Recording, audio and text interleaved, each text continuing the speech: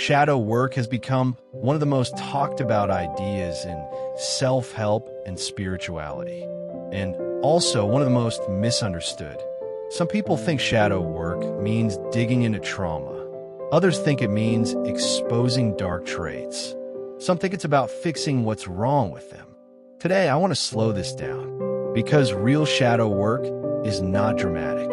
It's not performative, and it's definitely not about becoming someone else.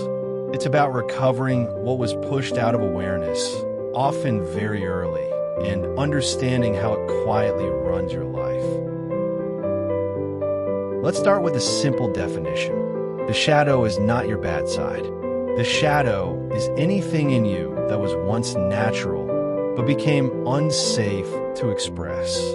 That can include anger, need, sensitivity, ambition, creativity, desire, rest, confidence. In other words, the shadow is not darkness. It is exiled life force. Something you learned, consciously or unconsciously, was unacceptable, risky, or costly to show. So the psyche did what it always does to survive. Most shadow material forms before we have language, not through instruction, but through atmosphere. Tone, reaction, withdrawal, reward. A child doesn't need to be told, "Don't do that," to learn. They learn by noticing. What brings closeness? What creates distance? What gets praised? What gets ignored? So parts of a self are slowly edited out, not destroyed, just hidden. And what's hidden doesn't disappear. It reorganizes.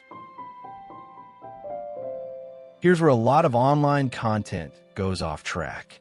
Shadow work is often framed as confronting darkness, facing flaws, owning toxicity. That framing can actually strengthen inner conflict, because the shadow doesn't need confrontation. It needs recognition. Most people aren't avoiding their shadow because they're lazy or unconscious. They're avoiding it because at one point that part cost them safety. And the nervous system doesn't forget that. Another misunderstanding. Shadow work is not the same as trauma processing. Trauma lives in the nervous system. The shadow lives in identity structure. You can have a shadow around, receiving help, being seen, slowing down, succeeding, expressing joy. None of these are dark.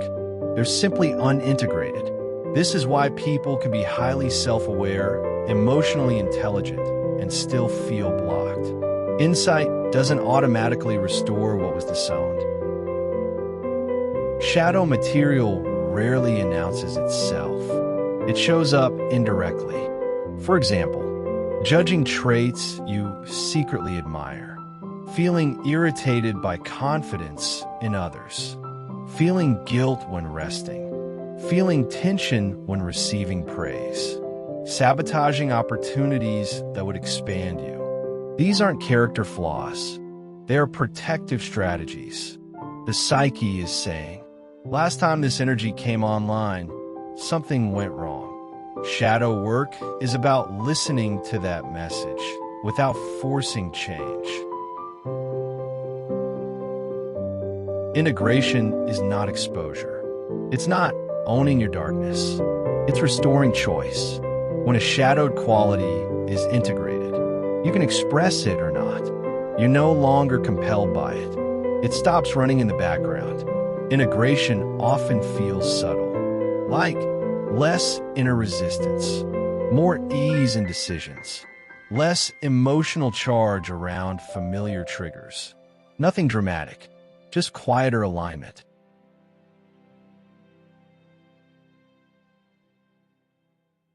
As shadow material comes closer to awareness, people often feel disoriented, tired, unsure of who they're becoming. That's not regression. That's identity reorganization. The psyche is updating an old survival map. And during that update, it makes sense to feel unsettled. Nothing is wrong. Something is repatterning.